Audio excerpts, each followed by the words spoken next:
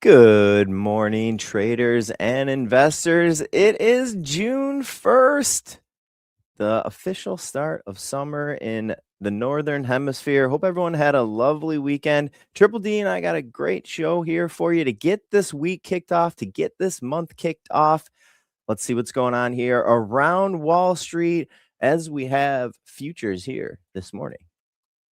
Trading around the 7,600 level. We had a crazy bit of a Sunday night session. We're going to get into that. We'll look at what happened with IBM opening up. It looked like around $50 as futures were opening. We had a big Friday night in the Stock Trader Network room.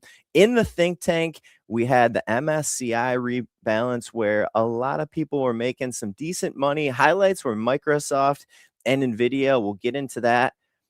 Berkshire Hathaway over the weekend, ladies and gentlemen, buying a company called Taylor Morrison Homes, TMHC, $72.50 per share. It was about a 25% premium.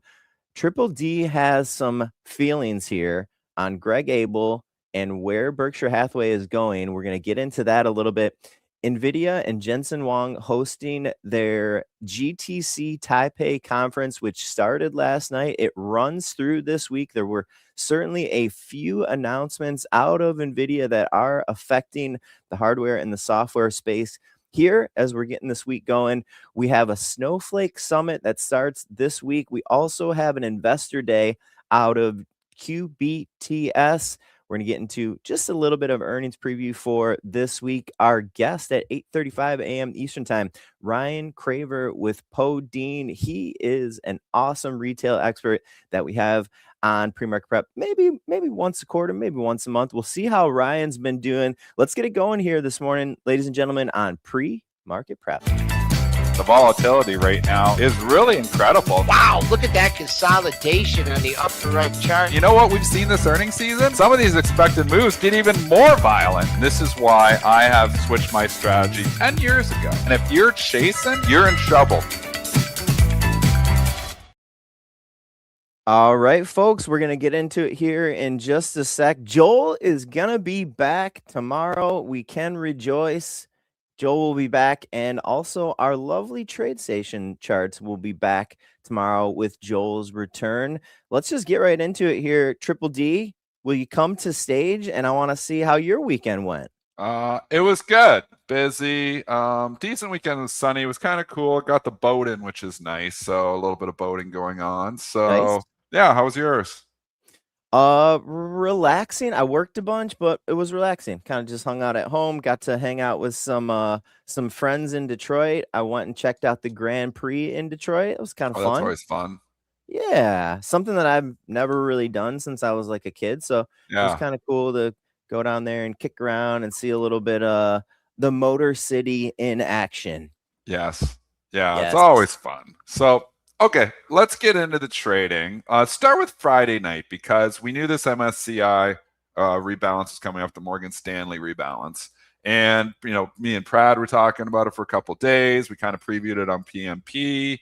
We ended up seeing, you know, some fireworks there and some major names. So what we had moving, and if you show the charts from Friday night there, Fee, you can probably see some of the major moves. We had NVIDIA moving down significantly, posting a huge sell imbalance. We were trading it live in the think tank. Posted a huge sell imbalance at 350. The stock went from see that violent candle? Wow. Stock went from 217 straight down to 211.26. Microsoft, the opposite, had a huge buy imbalance. Love those charts on. Just keep those charts right on the screen here. Go to Microsoft though. And Microsoft, same thing, you know, and now you see a big gap up here from Friday night because it kept going. But you see the big move up there right at Friday at the close. And then after hours came back in. So got short Microsoft on the close, got long NVIDIA on the close. Microsoft came in $3. NVIDIA has still going up because we have the conference, which we'll go into. But I mean, you know, just trading this stuff, this is like pitches up the middle.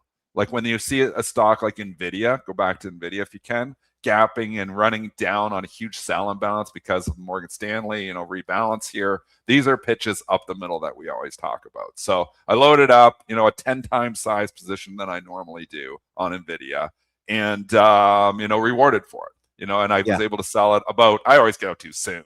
So I was selling it up, a buck, and then, ended up going further, and obviously it's continued. Same thing with Microsoft. I get short a pile of stock, end up getting short, it comes back in. I always cover too soon because I end up falling $3, but I was covering it for like a buck. So, but instant gratification, like the stocks came instantly in.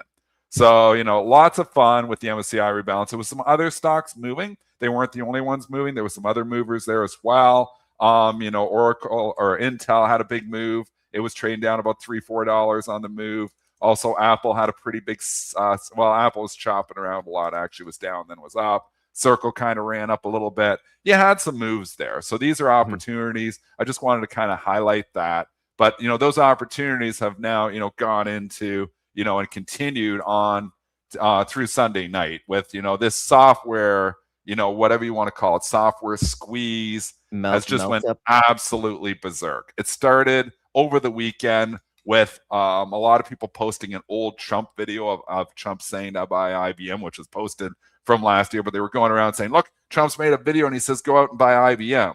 This just went like rampant on Twitter. It wasn't true. It was an older video. It wasn't from the weekend, but it doesn't matter. It's enough to just make everybody go nuts. And IBM, this might be the biggest turnaround that I've ever seen. Like to go from almost a 52-week low 6 days ago to a new 52-week high today and a new all-time high just on a like 6 days on a market cap. IBM's not like small penny stock, but it's trading like a penny stock right now.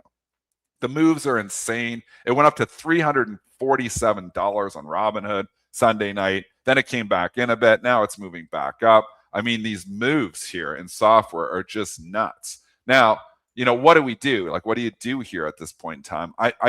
I don't know. Like, I feel like we're getting into a point where it's the frenzy's gone crazy here now. Like, I don't know if anything fundamentally has changed that much. I mean, yes, Trump talked about quantum stocks, or it was a Wall Street Journal report, wasn't it, Brent? Yeah, WSJ report. I don't believe we have confirmation still. I don't even think I don't even think he mentioned IBM. I know it was going around on Twitter, but I don't think I was from a while back. I don't think this was any mention in the last 6 days. But I don't think he mentioned any companies specifically with or that report. I think that report from the WSJ, I don't think there was any companies that were mentioned. There was companies mentioned that, but there was no like Trump, I don't believe, commented on this report. I don't believe this was confirmed.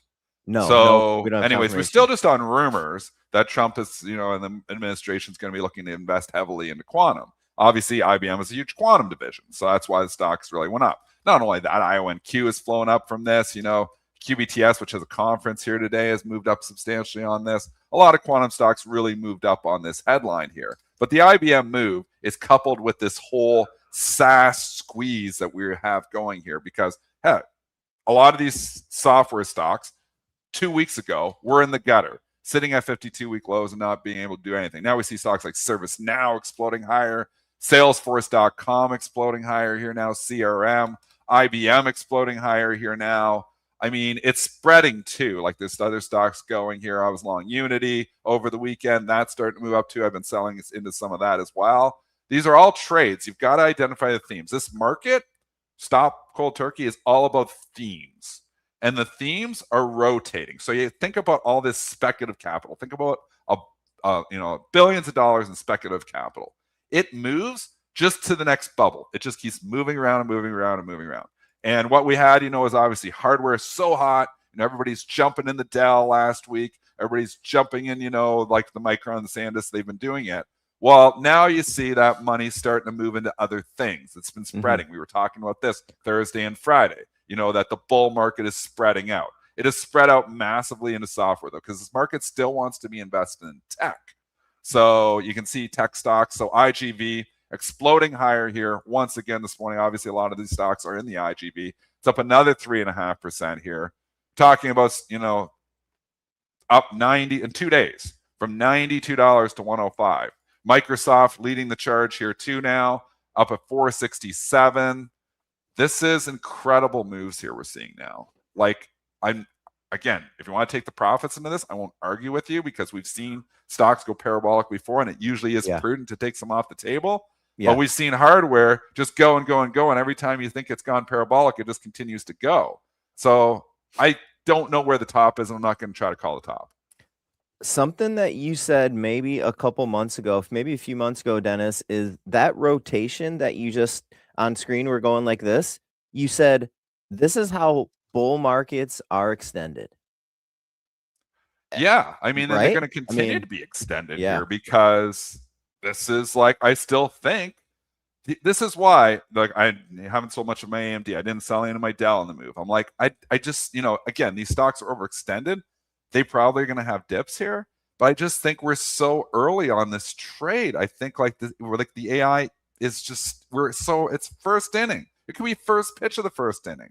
Like, I think the AI thing is real, and I'm scared to not be invested in tech. I'm scared to not be invested in hardware. I've been trying to buy energy because energy hasn't went. Energy's been sitting back and really not going. Yes, First Solar's went for me. It's been some. GNRC's been great. But, like the Vistra and the CEG, they're just kind of sitting here stuck in the mud. It hasn't gone yet. But I think that speculative capital eventually comes for them too. I don't know the timing of it, but I don't own options, so I can sit here and wait. I'm not margined out, so I can sit here and wait. And I think within the next couple of years here, and probably within the next couple of months, the way this market goes, there's going to eventually be that speculative bubble moving into energy stocks again here.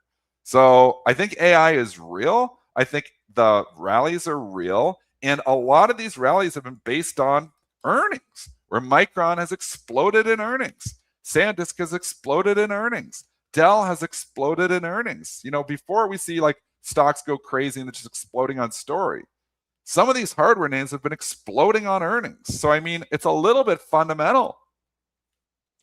Do you think so? Okay, so one thing, just a comment here from John saying, "What is Bitcoin telling us?" And I know maybe this is like a hard segue here, but keep in mind that Bitcoin had traded with software for quite some time.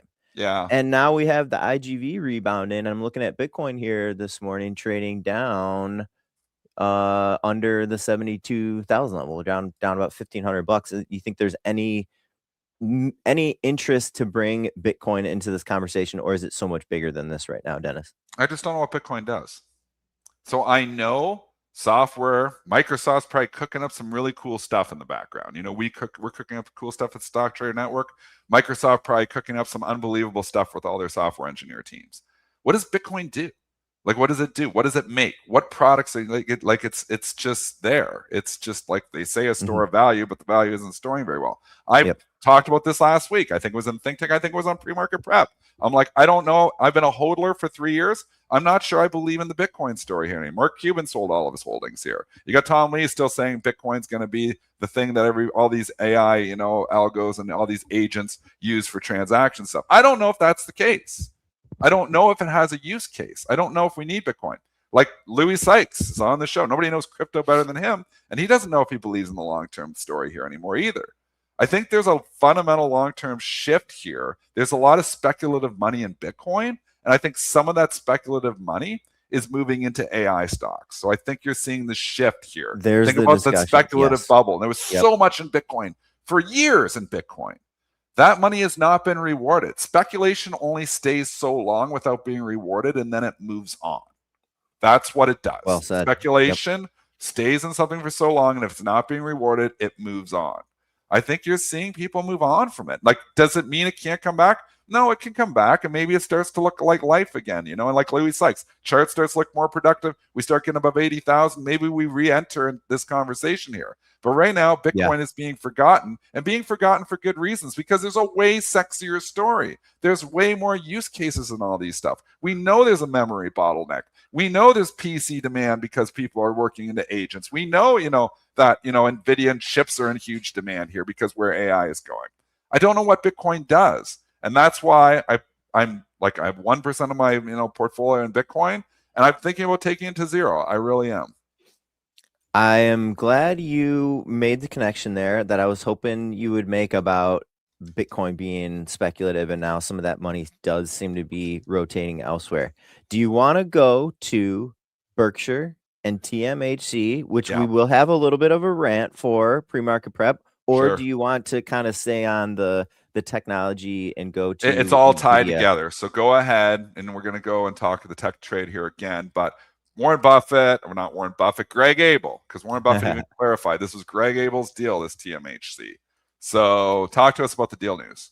All right, so Berkshire announcing that they're going to buy Taylor Morrison Home Corporation. This is a $9 billion deal. This is not a small deal. I mean, maybe for Berkshire Hathaway, the deal is at $72.50 per share in cash. Here's an important part, and I'll pull up fees chart here real quick. An important part that you are highlighting, Dennis, the acquisition price represents a 24% premium to Taylor Morrison's latest closing price of $58.50 on May 29th, 2026. Here comes the rant, folks. Triple D, what do you think about this deal here by Berkshire Hathaway and Greg Abel? Let's bring up the Warren Buffett / Greg Abel Berkshire Hathaway portfolio here. Bring it up on the screen, and let's really analyze, where Berk.B, because when you analyze the performance of Berk.B, we haven't gone anywhere in the last couple of years. Berk.B is not participating in this market. Let's look under the hood and what they own. Okay. So, if you go to the top holdings, this is just by alphabetical, but the top holding is still Apple. Apple's great. Apple's helping them out big time. But go back up. And Google, they've just added Google. Great purchase. Google getting in there. But then you got American Express, Ally Financial. Go keep scrolling down. Bank of America, Capital One. A lot of financials. We know Berk's a lot of financials. Chevron, Coca-Cola, Constellation Brands, DaVita. Just added Delta, not an AI stock. Jeffries, Kraft Heinz, Kroger. Lennar, they already have a home builder. They thought they needed to pay a 24% premium for another home builder this morning. Liberty Life Holdings, Louisiana Pacific. They added Macy's, not an AI stock. Moody's, New York Times, Nucor. I own that in my long-term portfolio. Or actually, I did. I don't know if I actually sold it. Occidental Petroleum, Sirius Satellite Radio, VeriSign, Chubb. What do all these stocks, most of these stocks, have in common? Like, take out Google and Apple. These stocks are not tech stocks. The opposite of AI. Almost the anti-AI portfolio. Greg Abel and Warren Buffett have built a portfolio that is designed to make a lot of money if AI turns into a bubble. They almost look like they firmly believe here that AI is a bubble and AI is not going to change the world. So if you believe that AI is a bubble and AI is just a fad and it's all going to go away and not going to change the world, Berkshire.B looks positioned to make a lot of money. I am not of that opinion. I am of the opposite opinion. I believe that AI is going to change the world in the way of everything. This Berkshire portfolio is not built for that. So looking at their value-oriented portfolio, they thought it prudent. Greg Abel thought it prudent to come in this morning and pay a 24% premium for a home builder. Home builders are in the gutter. Lennar is in the gutter. We know Buffett likes to buy in the gutter. Greg Abel probably does too. KB Home's in the gutter. But they don't buy TMHC in the gutter. They buy it at a new all-time high.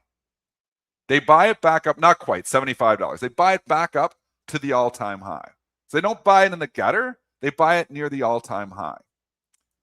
They are not diversified anymore. This is financials. This is, and that home builders are all tied in with that too, because it's rates and mortgages and all that.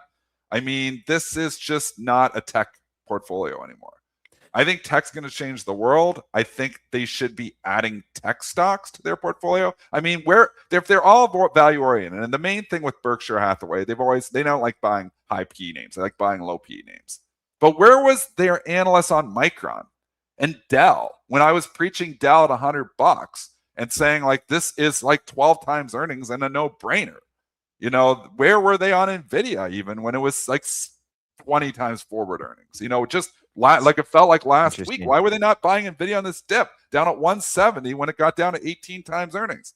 They thought it prudent to buy Macy's and Delta Airlines with escalating fuel prices and a strait that may not be ever fully open again. And now they come in and pay a 24% premium for a home builder. The path here, in my opinion, at Berkshire Hathaway is completely lost right now. And the stock performance in itself is telling us it is lost. Bring up the Berk.B chart. Look at it over the course of the last 2 years. We were in July of 2024, $438. Okay, we're 474, so it's up about 7%. But in the last 18 months, it's up nothing. In that same time period, in the last 18 months, the S&P is up about 35%. So massively underperforming the S&P. The Qs in that same time period, go back to the end of 2024, we go like 470 to 740, up about 50%. Massively underperforming the market here again. So at this point in time, Warren Buffett and Berkshire Hathaway and Greg Abel's a prove me story. And when I look at that portfolio, AI better fail. If AI fails, we'll be looking back at this commentary and saying, man, they really had to figure it out. If AI succeeds, they're going to be left in the dust with this portfolio because they have nothing to count. Google and Apple is not going to be enough. They have nothing really, that portfolio is built for AI to fail. So as we were talking about this before pre-market prep started, I was like, why is this happening, Dennis? And he was like, well, Buffett has always hated high PE stocks. So Yes. maybe that's one thing. And then then Dennis had the thought of like, well, what about Micron? What about Dell? What about Nvidia? They weren't quite value, but they were certainly in the value range. And for the kind of tech exposure that you're getting for that PE, I think you are like majorly kind of concerned here with Greg Abel, Dennis. You have some major concerns with new guy. I don't unfortunately. think, and again, maybe, we've been in where value investing has worked in the long term, and they are hardcore long term. They've had drawdowns. I draw back to like 1999, 2000. And, everybody's saying Warren Buffett was washed up. And then we know the tech bubble burst and they made a lot of money over those years. They're betting that is going to happen again. That is the bet. It's wild. The bet is that the market is in a bubble. They're 40% cash. They're telling you it's in a bubble. It's the most cash they've ever had. So they are fully betting that the market is in a bubble, which it might be. And they're going to be able to buy all these stocks a lot cheaper. That might be the case. But what if it's not? What if AI is real? What if Micron doesn't retrace back to like $200? What if SanDisk doesn't come back in? What if NVIDIA continues to go? It's hard to challenge Warren Buffett because he's the best investor of all time. So, but now it's Greg Abel. I just think, why are we investing now in these legacy companies like Macy's and Delta and a home builder, TMHC? Nothing against TMHC, but it's a home builder. I mean, with, tough sector. It is. It's been a really tough sector here. So I just, come back to like, I think it's a prove me story now. And the proof is going to be if AI fails. If AI fails, we're going to look back and say, wow, they really had it figured out. If AI succeeds, I think this Berkshire portfolio gets left in the dust. It's like the opposite of my portfolio. So I may end up being wrong. Warren Buffett's been a better investor than me. And if AI, I've said this before, if AI fails and AI proves to be a fad, I'm going to lose a lot of money. All right. If we're talking about a shifting Berkshire Hathaway a little bit, and we're talking about, shifts happening here in the wider, like this is who we've always used to track, Warren Buffett. Maybe we're not going to be able to track Berkshire Hathaway as closely anymore. A company that we certainly are going to be tracking is NVIDIA and Jensen Huang, CEO. Last night, starting off the GTC Taipei conference, there was the NVIDIA GTC conference, I think a couple months ago, maybe a few months ago now, had a ton of major announcements coming out of it. And we have that same conference, but over in Asia starting here this week. It does run through this week. And last night at the keynote, Jensen Huang unveiling a new processor. It's called the N1X. And ladies and gentlemen, this is for personal computing. This is for PCs. NVIDIA going into data center to start some of this latest tech run over the last couple years. Now announcing last night that they are going to be going toward personal computing. They are going to be making another super chipset called the RTX Spark, which will be usable in Microsoft, Dell, HP, Lenovo computers. What do you think of this move here from Jensen Huang and NVIDIA Triple D getting into personal computing, maybe a little less focus on data center moving forward? I think it's not going to be about, it's about when you're a $4 or $5 trillion company. It's how do you grow? Like, what has Amazon done to continue to grow their company over the years? And nobody's ever been a $5 trillion valuation, but to grow from like the 1 trillion or the 100 billion to 1 trillion to 2 trillion, is they've kept expanding their business. It was started as an online bookseller, then moved into all e-commerce and moved into everything. And then they were in cloud, AWS, web services. I mean, they've just moved everywhere here. And the same thing with NVIDIA, as they just have so much money that they just are expanding into other businesses now. And they know everything about tech, and they're the most well-positioned to know tech. So can we get into personal computing? Absolutely we can. Can we get into humanoids? Absolutely we can. I think NVIDIA is going to be in everything, and I think they have to be in everything, because if they want to grow from a $5 trillion to a $10 trillion valuation, eventually they've got to be in more things. They've got to start taking over, because it's just such a huge chunk of the economy already. And over to expand, they've just got to get into more businesses here. So that's what they're looking at, as to expanding in other things. Are they going to get out of the wheelhouse and, fail? Possibly. But, I'm not going to bet against Jensen Huang. So, I mean, the conference is moving stocks here this morning. We have a headline with Uber with them, moving, and we got to watch, the headlines that come out of this conference. Obviously, as he's speaking, more stocks are moving here. But I think, betting against NVIDIA here has been a tough bet. Stock's very close to all-time highs. Yeah, it's sold off here in the last couple of weeks. But I think betting against, I think it's prudent. I think they've got to start moving into other things in order to keep up this valuation. And I wonder what this means for just the market in general. Is the computing power going to be going more toward individuals? When I read about these highlights last night, that's kind of where my mind went a little bit, moving toward more people having agents and having chatbots and taking power into their own desk in front of them. Something that their own desk. I think the cell phone itself is going to be, able to run agents as well. But we know with the compute that's needed and stuff, using a desktop or a laptop is probably more efficient than using a cell phone, at least at this point in time. So, I mean, I think the PC rally, that's why I bought Hewlett Packard, HPQ, it's why, we've been in Dell, I think it's for real. And that's why I bought Apple too recently. Not so much that I think the cell phone business, but I think the Mac Mini business is going to continue to expand. I think there's just a place for more compute everywhere. I think as we go into an AI world, it's just needed for more compute from all places, including your cell phone. But I think the PC rally is real too. Some people are saying, oh, this PC rally is just, temporary bubble here too. I think it's real. I think there's a lot of people who don't have a PC in their home right now. And I think eventually they might need it again. I think we're back to the birth of a new industry that requires maybe having a PC or a Mac or some type of personal computing device. You set me up perfect to give this quote from Jensen Huang last night. Quote, "This reinvention of the computer is as big of a deal as the reinvention of the phone into what we now know as the smartphone. Microsoft and NVIDIA are going to reinvent the PC. This is the first completely re-engineered, reinvented line of PCs that has happened in 40 years. I was reading that out of a CNBC article, which was highlighting Jensen's keynote last night. I think he's right again. I mean, I can't agree more. You think about the conversation I just had with Warren Buffett and Greg Abel and saying, I don't know what they're doing over there. And then I look at what NVIDIA is doing, and I'm like, he just keeps doing everything right. I mean, and everything he says just makes so much sense. I mean, nobody is better positioned for this new AI world than NVIDIA here.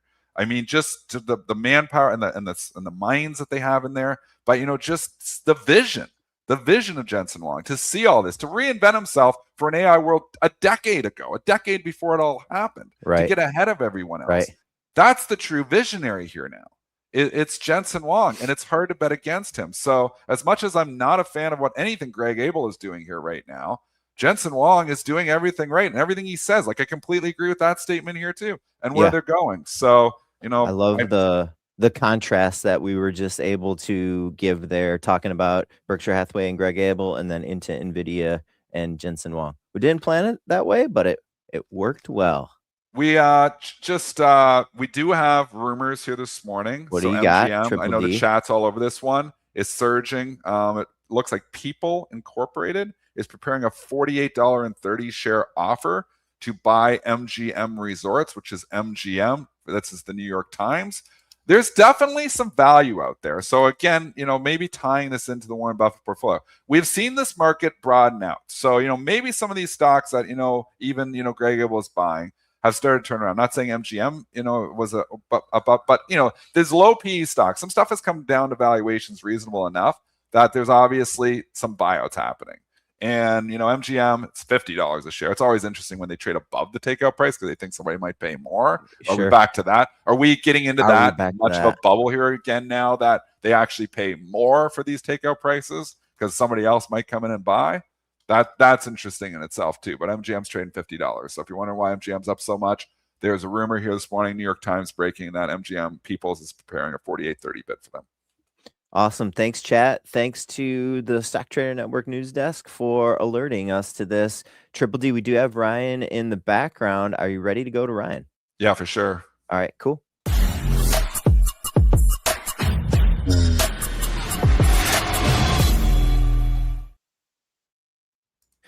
Ryan Craver, good morning. He is one of the co-founders over at Podine. How was your weekend? How's your week getting started, Ryan? Oh, can you hear Ryan? Ryan, I can't hear you. Muted on your own computer, maybe. There he is. Good weekend. Good weekend. Thanks for asking. Great weather. Nice. Back to the future now. That's it. I'm all about the future. We live in the future now. We are. We do. Hopefully our stock picks trade. I've been talking. I want to jump in this. That's fine. I've been talking about, Ryan, this rally, this technology hardware rally broadening out, and we can see software stocks have just exploded higher here. But it's not only in tech. We are starting to see the rally broaden out into other sectors as well. The XRT, which was in the gutter, the retail ETF, in the gutter 7-8 days ago, has started to show some life here. It's bounced back about 5% in the last week. Stocks, like Walmart have got hit, but other stocks are starting to pick it up. Kohl's, picked it up. Macy's after Warren Buffett and Greg Abel took a position there. It looks like there's some life in retail. So let's just paint the landscape, get your commentary. Obviously, you follow retail stocks very closely here. What are your thoughts overall here? And then maybe we'll get into some opportunities.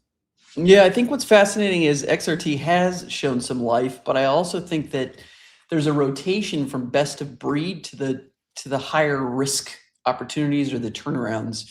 So we saw Walmart's taking a dump. We've seen Target have a resurgence, yet we know that Walmart's a better performer overall. You've seen the TJX, the Ross, the Burlingtons, they took a dump, but did see some sort of recovery. And then we saw a bit of a resurgence in KSS, Kohl's, and Macy's, but both of those are turnaround stories. So I feel as though the rotation is looking for the turnaround story that's got a bit more risk to it as opposed to the best of breed. Yeah. What that leads me to is take a look at the best of breed. I mean, I know we've always been scared of the Walmart and the Costco premiums that you need to pay, but hey, I might start accumulating a bit because those are best of breed stocks that we didn't see any weakness in the numbers that they gave us. Walmart was down slightly, but the digital continues to perform. Costco had amazing comps. TJ Maxx had amazing comps. Ross, Burlington, very solid comps. And then you've got some of these specialty guys like Gap, where Athleta's doing terribly and Gap was weaker than anticipated. Excuse me, Old Navy was weaker than anticipated, but Gap is seeing a bit of a resurgence. So it seems like it's a risk on play, and I think you take it as an opportunity to potentially pick up some best of breed if it continues to be weak. I mean, this is a great point you're making here because the stocks that have worked over the Walmarts and the Costcos and the TJXs, and they're like selling. Like, this is what we're really seeing here. We're selling leaders to buy laggards. Is that where we're going here? Like, and obviously, valuations a little bit, like Target, maybe it shouldn't have been trading down at 10 times earnings when it was down at $90, but it's back up here at 127 here now. It's not at 10 times earnings here anymore. So, I mean, yeah, it's expanding higher. But, like, let's talk, you talk Costco. I was in a Costco last week. The thing's just, I can't even find a parking spot. So they're obviously still super busy. What's with Walmart? Let's just talk specifically on Walmart because we just lost $20. I mean, is it a PE story that just got too ahead of itself and the valuation needed to come in? No, I think it was due to the stores and their comp, right? So Walmart is so reliant on grocery. As soon as we saw some weakness in that stores comp, people got a bit worried. However, I think it's fine. I wouldn't be so worried about it. I wouldn't pick up your entire position now, but I'd start poking in. So just like maybe nibbling in some of these. What about the other ones, like a Macy's? Like Greg Abel, Warren Buffett goes and loads up Macy's. This was their big buy last quarter. Stock obviously pops because Warren Buffett's bought, or Greg Abel and Berkshire Hathaway has bought this. Macy's had a significant run and has continued to move here. Is there still more for Macy's to go? What are your thoughts on Macy's? 3.52% dividend is nice. Is this a turnaround story? I've never owned Macy's. I've never recommended owning Macy's, but I've clearly been wrong. They look like they're going to continue to have some strength. But if you sit back and you look at the actual sales, they were down year over year. They're seeing a slight comp. I think it was up 1.8, 2.0, but this is going to be death by 1,000 cuts, in my opinion.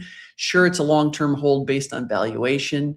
Sure, it's getting close to maybe getting to that 52-week high. So I would go if you feel like you want to play that risk scenario with limited growth, but set some tight stops.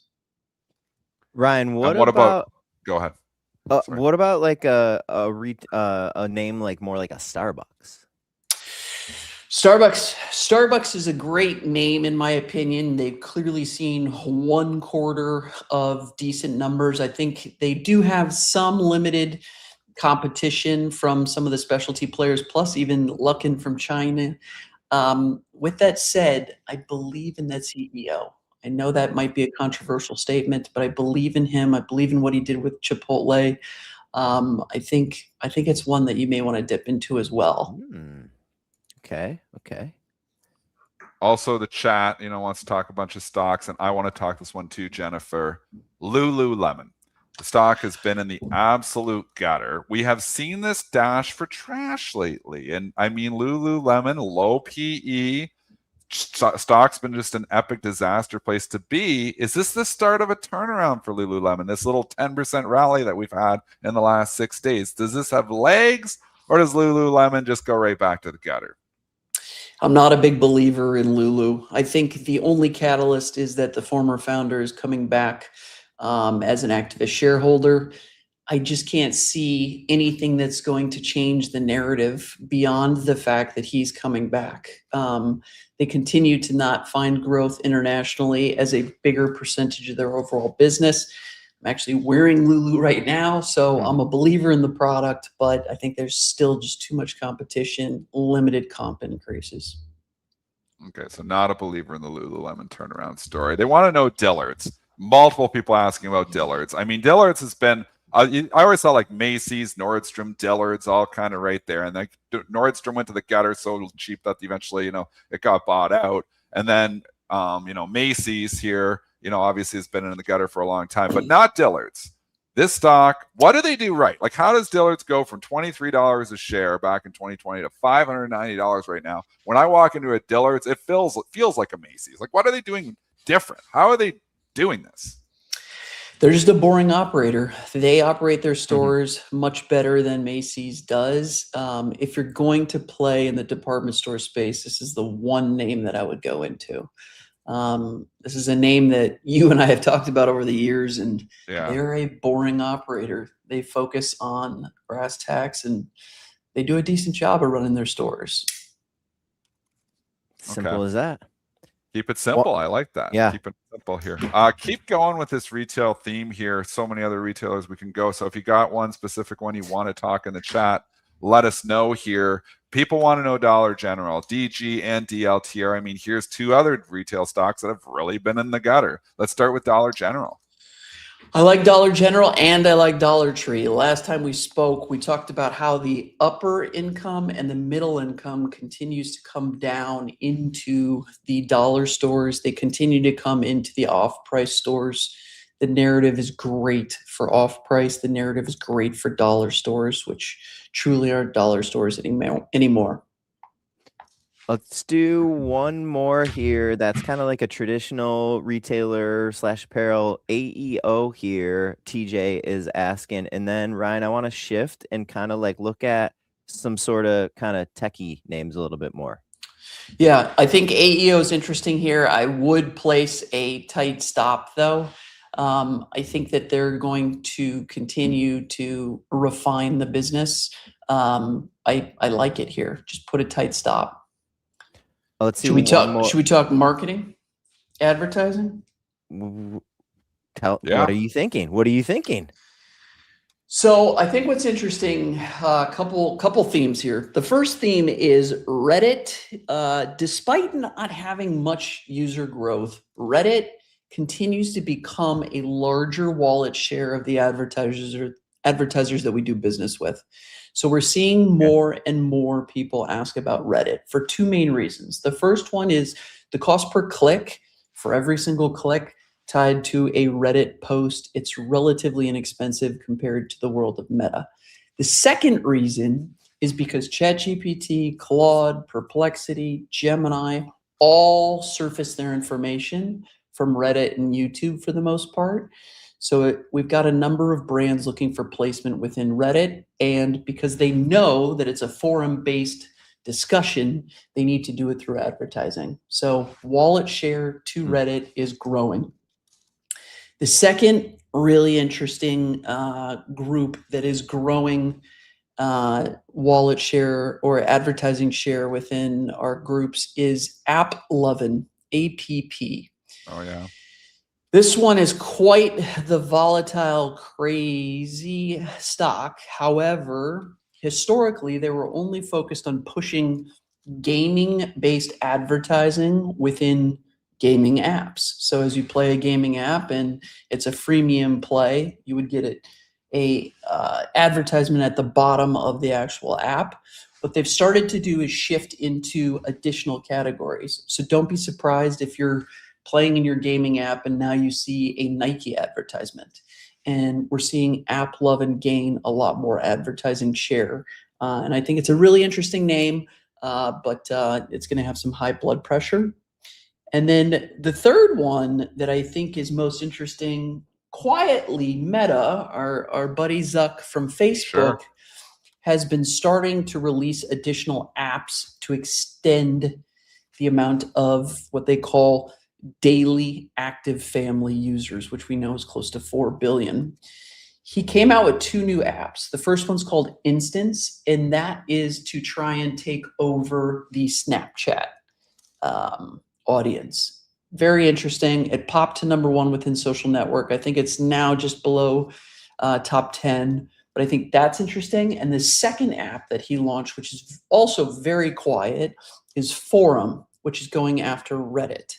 So I think what he's trying to see is, I need to grow my daily active family users. However, I also need to be a part of the LLMs. I need to be cited within ChatGPT, Claude, Perplexity, Gemini, etc. And the way to do that might be through the Forum app and, essentially monetizing all those discussion boards. Ryan, what is that metric that you just mentioned right there? Daily active family users. So that is Meta's way of saying that they have close to 4 billion hitting one of their properties: Facebook, Instagram, Threads, etc. He's come out with that because he just wants to show that he's hitting roughly half the world, at least daily or weekly. So it's based upon the entire family accessing the sites. What about a name? So a name that I don't think you mentioned here that I feel like is in this class is like a Pinterest. Pinterest, I'm not a believer in. No user growth. They had a good story for a little while. I think this one, either it's going to circle back to its 52-week low, or it's a short candidate. It's not looking good, and we aren't seeing much more advertising go the way of Pinterest. Are there any shorts?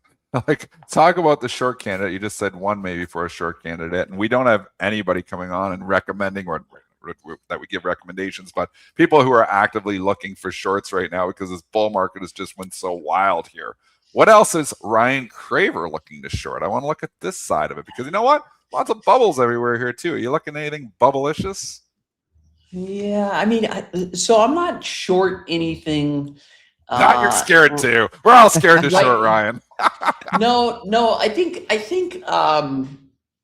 I mean, it's the opposite of everything that I had said earlier. It's Kohl's.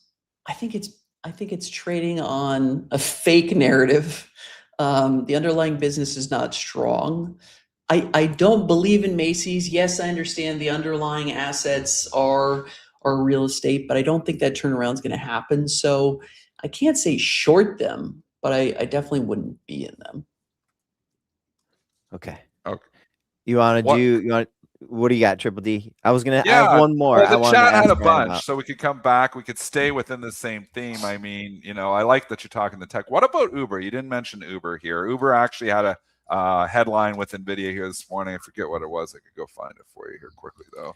Uber in auto brains to launch robo-taxi program in Munich using NVIDIA technology here. So looks like NVIDIA teaming up a little bit with Uber here. Here's a stock that has been in the absolute gutter as well. Maybe it's full self-drive that people are nervous about. I'd be nervous about if I was an Uber too, but it's about 30% off the highs here. Is there a turnaround story here? What are your thoughts, Uber? I love Uber. I think it's start nibbling. You can clearly set a stop at the 52-week low. Could it go lower? Sure. But I think start nibbling. I think it's been trading poorly for a long time because everyone's worried that they don't have their act together on self-drive and that they have taken the mindset of just being the function to identify the self-drive platform to come to them. So I think that there still could be a lot of money that could be had within that business, whether it's servicing or just being the demand app for their platform. I think the other thing that has thrown everyone is the fact that now they've pulled in hotels. They've started to make it the everything app. And I think you've got people worried about that. But overall, I think start nibbling. It's best of breed. What about Lyft? Ryan, you just stay away from Lyft then? If you're going with Uber? I would, yes. Is that what it's all about, really? Like, just, I know I've known you for so long here, Ryan. You've always been a best of breed kind of guy. You think about the Costco's and the Walmarts, the off-price retailers here. Like, I mean, is that what investing at its core is really about here? Because people always like a good catch-up trade. They like a turnaround story. They like that. But do people really make long-term money with that? Or do they just make long-term money by being in the best companies? Fantastic question. I think it's about being in the best companies and ensuring that they've got a growth narrative. So every single best of breed has growing store base, growing comp, meaning you've got more people coming in, transacting at a higher dollar volume, and then some sort of bet, whether it's an international bet, it's a new brand bet. There's those three things that I think lead to a best of breed, and results follow accordingly. All right, Ryan, always great getting your retail perspective here. Chat, always thrilled to have you on. We'll be talking with you real soon. Hope you have a good week. You too, gents. Thank you. All right, later. Awesome. Thanks, Ryan. Triple D, what say you? This, I'm just looking at imbalances here this morning, and obviously, these come out at 8 a.m. here, and we cover these very well on SDN Think Tank, but sometimes we don't get a chance to mention them on pre-market prep here. But I'm looking at some big ones. ServiceNow, 718,000 shares to buy in ServiceNow. That's obviously all the orders that are above 124.37 that are out there right now, geared for the open. Stock is indicated open at 145. Now that's going to open up that high. I don't think it's even going to open up that high. It's leaking into it, but just shows there is like people chasing the story. IBM, which is up 10%, here's more than 129,000 shares to buy on this puppy as well here. This is software story. I mean, we just got to continue to cover it because this has been one of the most violent turnarounds that I've ever seen. Stocks that literally 2 weeks ago, nobody wanted to own. IGV a month ago made a new 52-week low, and it just has not stopped. And I think it's a little bit obviously to do with, overextended moves and number of other technology names. And then, that we know when bull markets start to get a little bit lofty, it starts to spread out. But, some of these stocks actually, I think, had people short them. So I think we are in a squeeze situation in SaaS. I think we obviously, when you're seeing stocks like IBM moving up $30 and trading like a penny stock here now and moving on old information over the weekend, just, that stories is going more. Oh, look, Trump's talking about it. And somebody tweets it out and he didn't even do it. It was like months ago. So it's unbelievable the moves here. I think for me, the software story long term is still not that great. So I think what the market has given us here is an opportunity to sell some pretty crappy names. And it's a kind of across the board. It's given us an opportunity to get out on some names that probably should have been punished, rightfully so. Maybe some of these got overdone, like the Microsofts we were saying, I was saying the whole time. If I was investing in any software name, and I'm invested in no software, so I've completely missed this software rally, it would have been Microsoft, because I think Microsoft has enough to figure it out. But there's a lot of other smaller names that are just getting rallied up here. I mean, now they're coming in and they're buying the Adobes. They're buying all these stocks that they are getting disrupted. The disruption story is real, but the squeeze is real here too. So I'm not saying, they're all going to top out here today. I don't know where they top out. But I think when we look back, you're going to be wanting more to still be buying dips on hardware and selling rips on software. And what a rip we have had on software here. So I just wanted to summarize my whole train of thought here. I'm not coming here and chasing, and man, let's get in our Adobe. Let's get into our Intuit here, because these stocks are the future. Are there short squeezes happening? Absolutely. Can Intuit pop more because it's been left in the dust? Intuit's probably a prime candidate to squeeze a little bit higher. So I actually am bullish Intuit right now here, but not long-term. Just short-term trades. Treat the software as trades. Where I'm investing in hardware, I would just be trading software.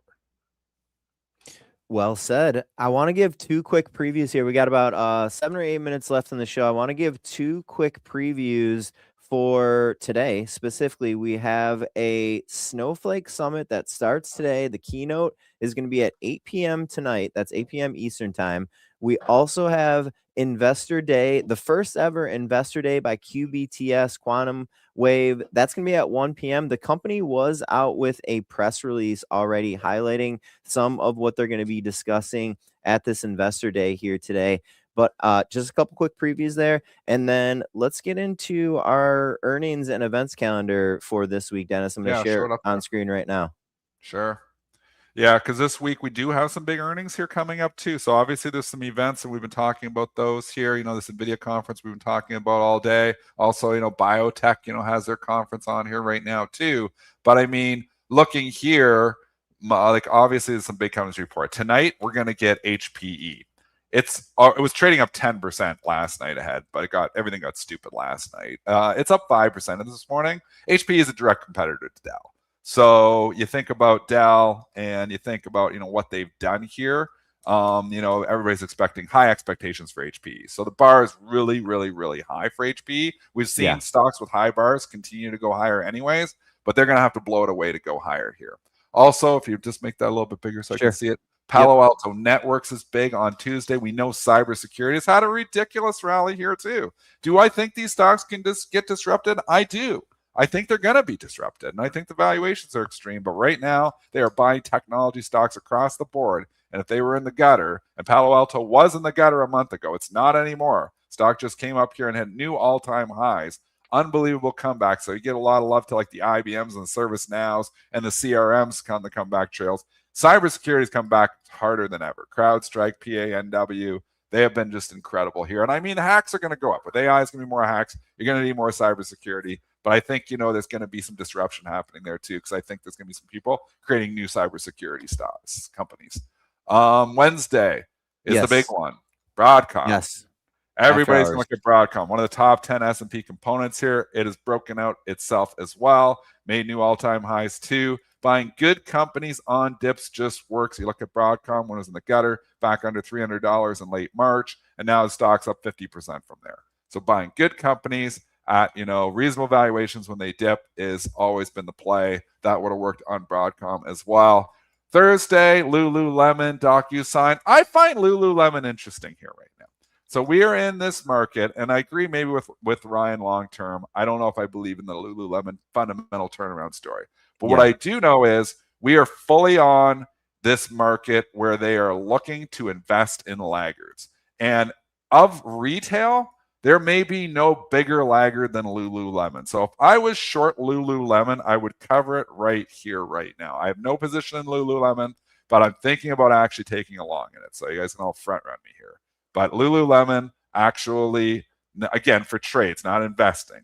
But I think there's the possibility here that Lululemon could, have, I don't know if necessarily squeeze. I don't know where the short interest is on here, but just this laggard trade, if it spreads through, there's no bigger trader or bigger laggard in retail than Lululemon. Let's see if I can find the Lulu short interest here real quick. It might be around, it's definitely under 10%. It might be closer to like 6 or 7%. Not sure if that does anything. I'm going to try. I may try for a trade. We'll see. I'll go in the think tank here, talk it over with all the great minds in there, and think about whether I want to try, a Lululemon trade here today, like a swing trade long. A couple other earnings I want to just highlight on Thursday. Sienna. This has been a optical name that people have been focused on. We also get Planet Labs after hours on Thursday. Friday, we don't have any exciting earnings. However, we do get the the non-farm payrolls on Friday and the unemployment rate at 8:30 a.m. on Friday. So just a little heads up there. You want to fit in a quick I just want to mention MSTR. People are talking about this here too. Michael Saylor apparently has sold some Bitcoin. I don't know if this is confirmed here or not, but it sounds like Strategy sold $2.5 million worth of Bitcoin, marking its first disposal of cryptocurrency since 2022. So I don't know, maybe they just need some more money. Maybe they got some bills to pay. Maybe they have something going on, but we have not seen Michael Saylor sell any Bitcoin for the last 4 years. And he has sold some here this morning. That is going to make people nervous here as well. Is that why Bitcoin is down? Or is Bitcoin, maybe. I don't know. I don't know the time. I didn't go and look at, when we got this news and when Bitcoin started moving lower here. But I mean, the biggest bull of them all, Michael Saylor, has sold a bit. And so let's give a perspective here. This is a pretty small sale. We're talking about $2.5 million when they hold like 60. Company still holds $61 billion worth of it. So it's probably, I know it's like, everybody's coming in here and saying, whoa, Michael Saylor's selling. They probably just have some bills to pay. So it doesn't sound like this is a real convicted sale here. So this is very minor sale. So I wanted to say that with a lot of people talking about this sale today. I think this is something that might have trickled out before we had a formal company disclosure. Maybe Michael Saylor himself said something, but I do see a strategy 8K filing that hit at 8:31 a.m. Eastern time today. So we do have confirmation of this from the company. It looks like Bitcoin was falling just before 8 a.m. So yeah, you might be right. It could be a little bit. It's really small. Yeah. Somebody's saying they have a preferred dividend to pay on something else. I don't follow the MSTR story very closely here, but when you're looking at a $2 million sale and $61 billion, it's nothing. Basically sold nothing. Sure. So I'm just trying to squash that. Like if MSTR really is down $8 because he sold a little bit of Bitcoin, I think that's overdone. But I just don't like Bitcoin, so I'm not buying MSTR. Hardware versus software. We've been talking this theme, and I know, we want to talk a couple other things, but I just want to take 2 minutes here because we've seen this market where it's been hardware versus software. And lately, we kind of see both rallying, but I wonder with software rallying so much here today and, kind of blowing up here and all money coming in, I wonder if that isn't negative for hardware here today. And we are seeing some hardware stocks actually trade down significantly here. Not Micron and not SanDisk, because those things are just like rocket ships, but I would be cautious with them too, because let's look under the hood. Intel down 5.8% here today. AMD down 3% here this morning here. Qualcomm getting hammered, down 7%. Applied Materials is down. Cisco is down. Some of the optical names, Sienna, which you just mentioned, is down. We're seeing some weakness in hardware here this morning, folks. So with Micron trading up over 1,000, I know everybody's got their Micron 1,000 party hats out there. Hey, it's great. It's been a fun stock to trade. I'd be cautious chasing here this morning on the hardware names because under the hood, we are seeing a little bit. I'm not saying the party's over. I still like hardware on dips, but we've ripped for a long ways here now. Micron, going up, basically 50% in 8 days.